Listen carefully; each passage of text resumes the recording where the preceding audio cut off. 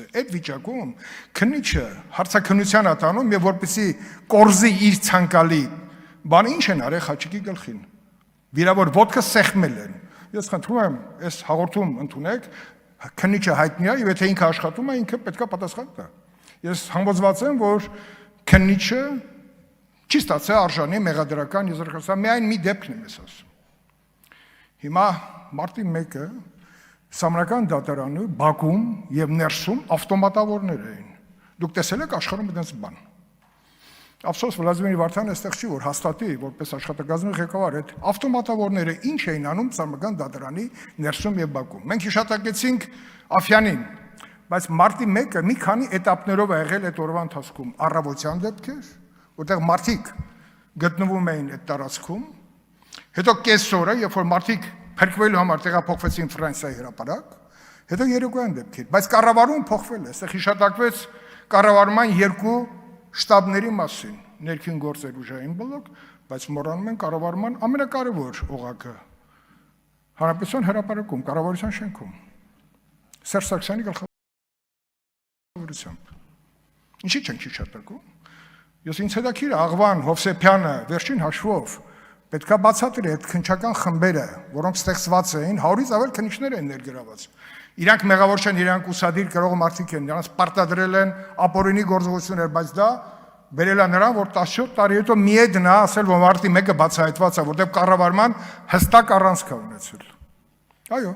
Ռոբերտ Քոչյանի գլխավորությամբ, իսկ ուրա Վարդան Օսկանյանը, որ աշխարհում մեկ գոռում էր, որ բանա, եկեք Հայաստանում զինված խմբավորումներ են, բայց իրականում Հայաստանում զինված խմբավորումները իրականացվում են գործող իշխանության կողմից, ավելին, դա դեռ քիչ էր։ Լեռնային Ղարաբաղից բերեցին 700-ից ավել ուսադիր կրող եւ ոչ թե շարքային ազնագազմ, ենթասպա եւ սպա, եւ տեղակայեցին կոնկրետ վայրերում, որը մենք բացահայտեցինք։ Մի մասն էլ գտնվում էր կառավարության շենքում։ Փաստավակ խումբը 5 զեկույց ներկայացրել։ Դա կոնկրետ առաջին եղել է Համլետ Թադևոսյանի մասին զեկույցը, որի հրապարակումից հետո, որը նաև միջազգային մեր մանդատի շրջանակում է եղել, մեկ էլ պարզվեց, որ մենք վտանգավոր ենք։ Փաստավակ խումբը 5 հոգուց բաղկացած։ Հետո, երբ որ արդեն 18 թվականին այստեղ էի, Կոստանյանը մոտեցավ, ասեց պարոն Քոչարյան, ես ուզում եմ դες տեղեկացնեմ, թե ոնց է լուծարվել փաստավակ խումբը, ասեց գիտեմ։ Բերեց այն դանոսը, որը գրվել է այն ժամ երբեմնի դանոսը մի քիչ կոպիտ եմ ասում, այն հաղորդագրությունը, որ տվել է Վահե Ստեփանյանը, որ եղել է Հայաստանի Հանրապետության արտադրության նախարար, որը նաև մարդու իրավունքների պաշտպանի գրասենյակի աշխատակազմի ղեկավարն էր, գրել է, որ պատկերացրեք, ընդդիմությունը փաստավակ խմբի այստեղ ազգային ժողովի տարածքում գտնող տարածքում ճնշում է իշխանությանը։ Ես եւ Տիկին Սաֆարյանը։ Լավ, ես կարա Տիկին Սաֆարյանը ոնց պետք է ճնշել։ Դա իրականություն է եղել։ Այն առումով ոչ թե ճնշումների, այլ որտեղ իրենք հասկացան, որ Համլետ Թադևոսյանի զեկույցը շատ հեռու տանող բաներ է բացահայտել։ Զեկույցը իրենք կարդացել էին։ Հիմա հարց առաջանում, արդյոք երկու մարդ ընդդիմությունը ներկայացնող Ազգային կոնգրես եւ Ժառանգությունը կարային այսպիսի զեկույց պատրաստեն։ Իհարկե ոչ։ Ինչի է ստացվել դա, որտեղ մենք ունենք հասարակության լայն շրջանակների աջակցություն։ Մենք ինֆորմացիայի պակաս չունենք։ Պատկերացրեք, այս շարժումը մարդիկ, մասնագետներ, նաև գործող իշխանության շրջանակում ազգային անվտանգության ծառայություն, անուններ չեմ տակ, չնայած Սամվել Հովհաննիսյանի անունը տվել եմ, դժողների եւ աջորդները Սամվելի հետ շփվել են, ճիշտ է։ Փայլուն մի քննիչ, որին հոկտեմբերի 27-ի գործով, որը արդեն դուրս էր եկել, թե մեկուսարանում հոգեմետ դեղերը ով է տվել, նրան ամչապես Աղվան Հովսեփյանը քրական գործ արեցեց, որտեղ լիկվիդացնեին, որտեղ Սամվելը շատ բաներ տիրապետում նաև հոկտեմբերի 27-ով։ Ես հիմա Սամվելի հետ կոնտակտ չունեմ եւ կարծում եմ իր աջակցությունը ինձ եւ Տիկին Սաֆարյանի եղել է հսկայական։ Էլի եղել են իրավաբաններ, ասենք Դավիթ Հակոբյանը, որը տուժող էր հոկտեմբերի մարտի 1-ի գործով եւ ինքը որպես բարձրակարգ իրավաբան, կարծում եմ պարոն Վարդանյանց կուրսեցի էր, ինքը մեծ աջակցություն է ցույց տվել զեկույցների պատրաստման։ Հիմա զեկույցների մասին չի։ Ինչ պարզվեց Համլետ Թադևոսյանի պարագայում։ Սկսեցին թե փորձագետներին, թե քննիչներին գցեն ծուղակը, ստիպված որպեսզի ասեն, որ ցուցարարներն են նռնակը նետել, սկզբից ասեցին F1 գրանատ։ Դե մոռանում են, որ ես գոնե Պաշտպանության նախարարություն բարձր պաշտոնում մնացել, եւ ես մեգրանտը պատկերացնում եմ, եթե դա գցեին ցուցակները, այնտեղ ոչ մեկը սաղ չեն մնա, նեղջ միջավայրում։ Հետո ասին, չէ, RGD-ա։ Դա էլ չէ ստացվում, որովհետեւ RGD-ի պարագայում պետքա բեկորային վնասվածքներ հայտնաբերեին փորձագետներ, որ այդպես էլ չէր հայտնաբերվում։ Հետո պարզվեց, որ Համլետ Թադևոսյանը իր գրպանի այստեղ է մասում ունեցել է ձայնազդանշանային նռնակ, որ ամենայն հավանականությամբ պայթել է, երբ որ ընկել է գրպանից, իր համապատասխան օրգանների շրջանակում գետին չհասած։ Եվ ինքը մահացել է ոչ թե դրա վնասվածքից, այլ շոկից։ Վնասվածքի շոկից։ Այդ ամբողջը իրականացրել ենք, հայտնաբերել ենք